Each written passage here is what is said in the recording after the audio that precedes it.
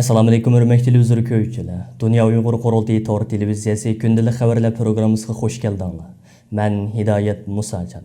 Bugun 5-oyning 11-kuni seshanba, muborak Ramazon oyining 29-kuni. Hammanglarning shu vaqtda xayrlik bo'lsin. Aziz ko'ruvchilar, tuvanda diqqatinglar bugungi xabarlar programmamizning tafsilotida bo'lsin.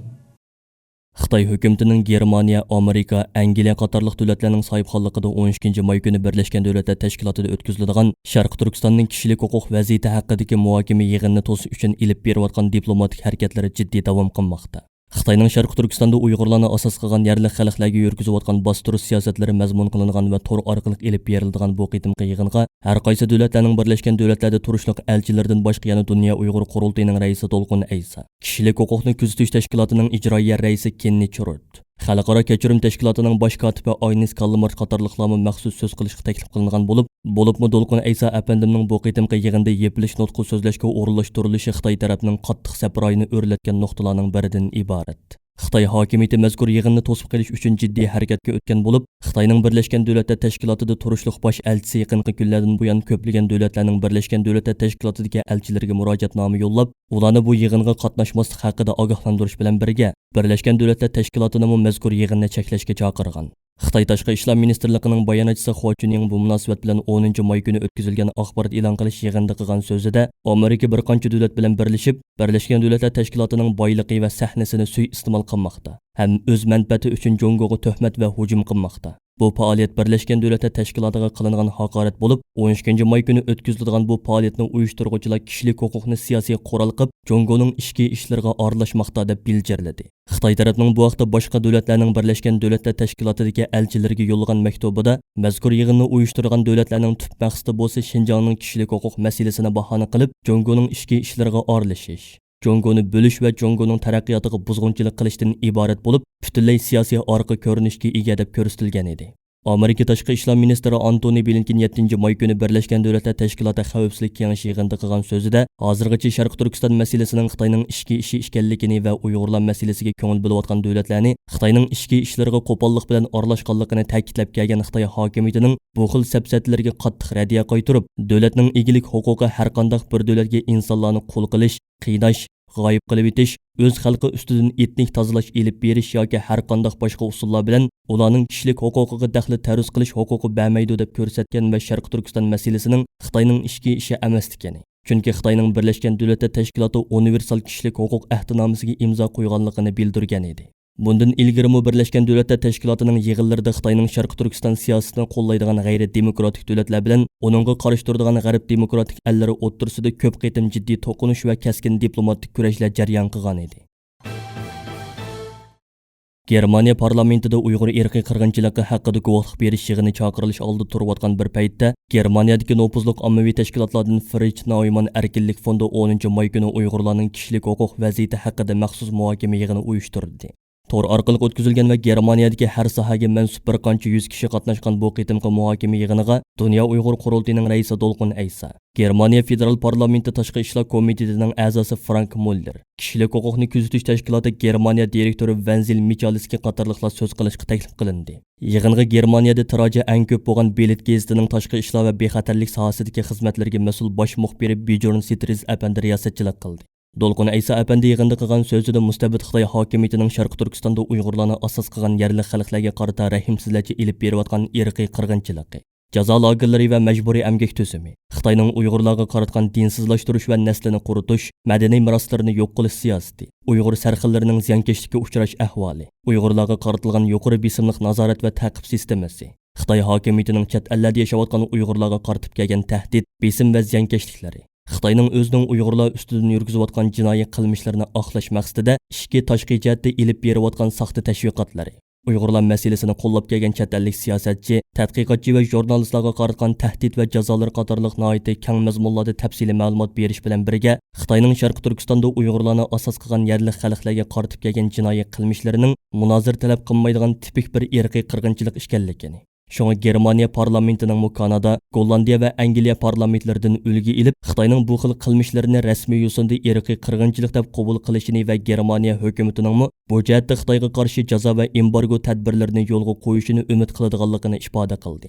Dolqun Aysa әпәнді сөзіде yana Uyg'ur мәжбүри əmgəkidən nəp eləyotqan Germaniya şirkətlərini Xitayning jinoiy qilmishlariga sherik bo'lmaslikqa va Uyg'ur мәжбүri əmgəkiga munosabatlik bütün savdo aloqalariga darhol xotima berishga chaqirdi. Germaniya federal parlamentining a'zosi Frank Muller, kishilik huquqni kuzatish tashkiloti Germaniya direktori Wenzil Michalski qatorliqlar yig'inda qilgan so'zlarida Xitoyning Sharq Turkistonda Uyg'urlarni asos qilgan yerli xalqlarga yurgizayotgan qilmishlarining sepi o'zidan bir irqiy qirg'inchilik ekanligining ko'p taraflamalik dalillar orqali to'liq isbotlanganligini. Shuning uchun Amerika boshchiligidagi ba'zi g'arb ellarining buni rasmiy yo'sinda qabul qilib, Xitoyga qarshi cheklash va jazo tadbirlarini yo'lga qo'yayotganligini ta'kidlash bilan birga, Germaniya hukumatining bu masalada sukutni buzib, Uyg'ur irqiy qirg'inchiligi haqida Xitoyga qarshi shakllangan xalqaro birlik sabki aktivlik bilan qatnashishi lozimligini ifoda qilishdi. Bu qitimqi yig'inni tashkillangan Germaniyadagi Friedrich Naumann erkinlik fondi yig'in haqida e'lon qilgan uqtirishida Xitoyning Uyg'urlarga yurgizayotgan qilmishlarining 1945-yildan buyangi eng zo'r milliy ziyonkashlik ekanligi ta'kidlanish bilan birga, Xitoyning jazo lagerlari tuzumi va atalmish terrorizmga qarshi turish bahonasida Uyg'urlarga qaratgan turli bostirish harakatlari haqida tafsiliy tushuncha berildi. Germaniya parlamentining Xitoyning Uyg'urlarga yurgizayotgan jinoiy qilmishlarini rasmiy yo'sinda irqiy qirg'inchilik deb qaror qabul qilinishini qo'lga keltirish uchun Dunyo Uyg'ur qurultiyi tarafidan butun Germaniya miqyosida boshlatilgan imzo to'plash safarbarligi davom qilmoqda. Bu qitimqi imzo to'plash harakati Dunyo Uyg'ur qurultiyining tashabbusi va Uyg'urlar masalasini izchil turda qo'llab kelayotgan ba'zi parlament a'zolarining tirishchanligi bilan 5-oyning 17-kuni Germaniya parlamenti kishilik huquq va insonparvarlik komitetida Uyg'ur irqiy qirg'inchiligi temasida o'tkaziladigan muzokara va guvohlik yig'ini munosabati bilan boshlatilgan bo'lib, Dunyo Uyg'ur qurultiyi Berlin ishxonasining direktori G'ayur Qurbon apandimning nomida ilib berilgan imzo to'plash harakati haqida e'lon qilingan chaqiriqnomada Xitoy zulmiga doir bu qadar kuchli dalil isbotlar mavjud bo'lib turibliq, Germaniya hukumati Xitoyning irqiy qirg'inchiliklarini e'tirof qilish mas'uliyatidan o'zini qochirmasligi lozim. Bu imzo to'plash chaqiriqini qo'llash orqali Germaniya parlamentining Uyg'urlarga qaratilgan bostirishni irqiy qirg'inchilik deb e'tirof qilishi uchun bizga yordam qiling. İmzoyingiz orqali Xitoy hokimiyatining Uyg'urlarga va boshqalarga yurgizayotgan jinoyatlarining mas'uliyatini surishti qiling deyilgan.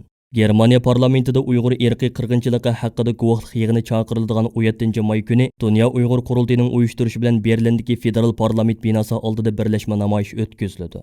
Bu munosabat bilan Dunyo Uyg'ur qurultiyining raisi Dolqun Aysa apandi Germaniyada yashayotgan Uyg'ur qarindoshlarimizga xitoban qilgan chaqiriqnomasida mundaq deb ko'rsatdi. Assalomu alaykum aziz Sharq Turkistonlik vatandaşlar.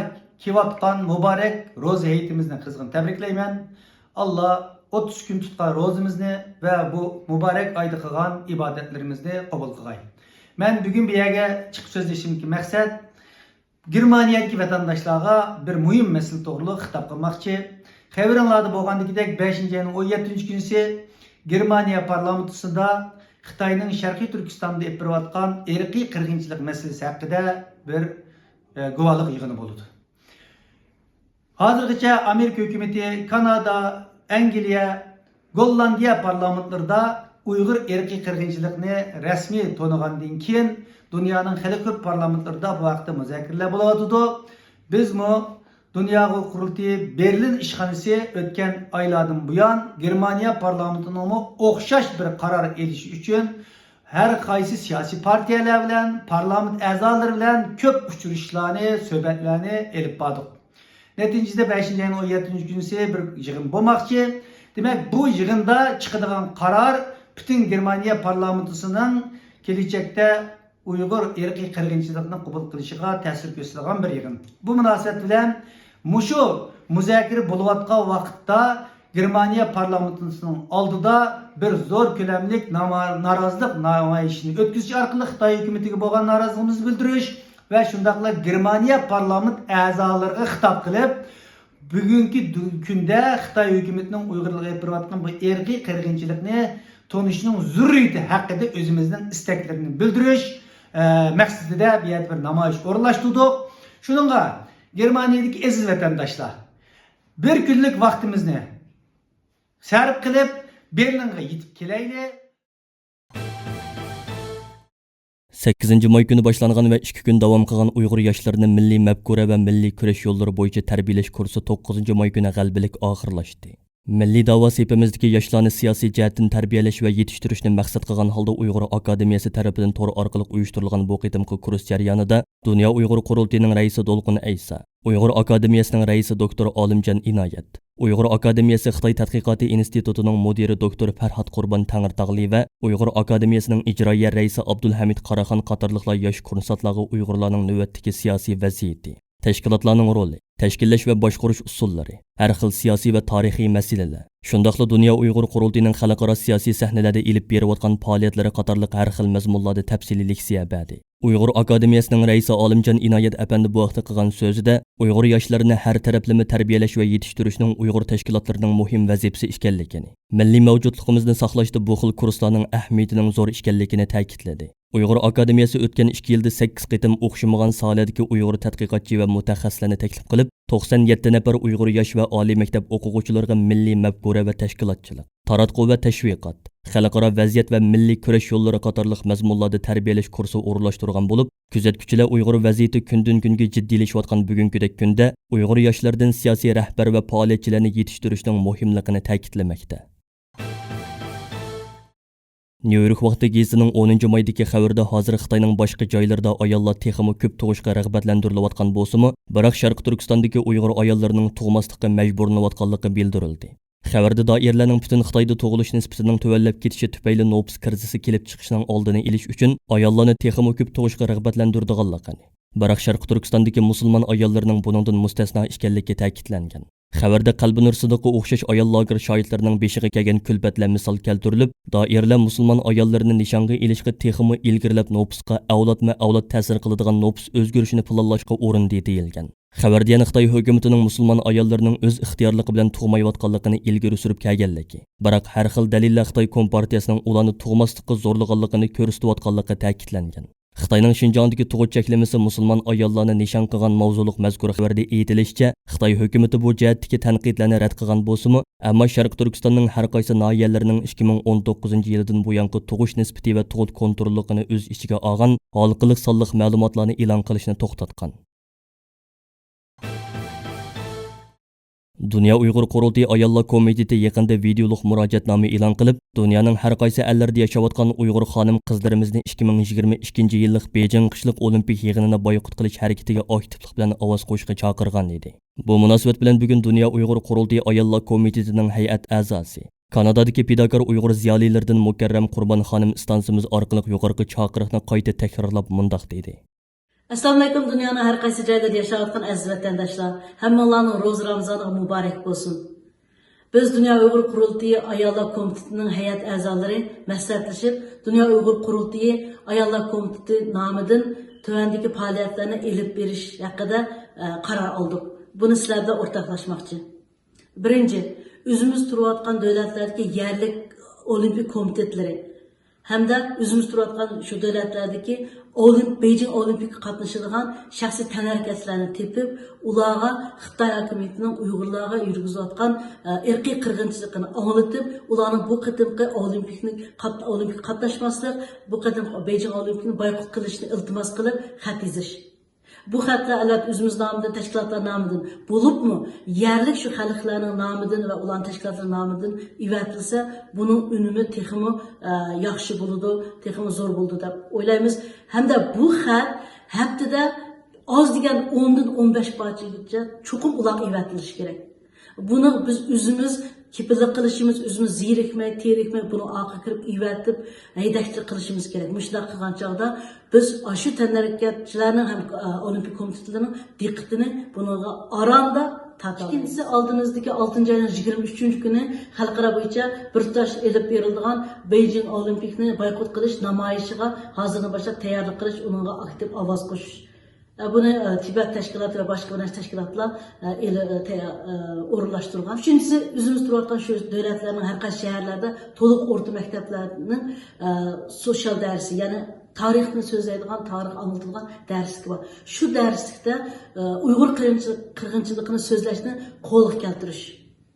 Bu oson emas, ularga qayt-qayt aloqa qilish to'g'ri keldi. Agar biz buni qo'lga keltira olsak, oliy maktabga menish oldidagi bu yoshlar bizning da'voyimizni keng xalq anglatishdimi, zo'r bir kuch deb o'ylaymiz. Bu bizning planlarimiz, hammalarning ovoz qo'shishini umid qilamiz. Rahmat. Hurmatli televizor ko'ruvchilar, yuqorida Dunyo Uyg'ur qurultiyi to'g'ri televiziyasi kundalik xabarlar programmasini diqqatingizga sundik. Keyin qitimliq programmamizda görüşeyli. Görüşçe aman boğaysılar. Xeyri xoş.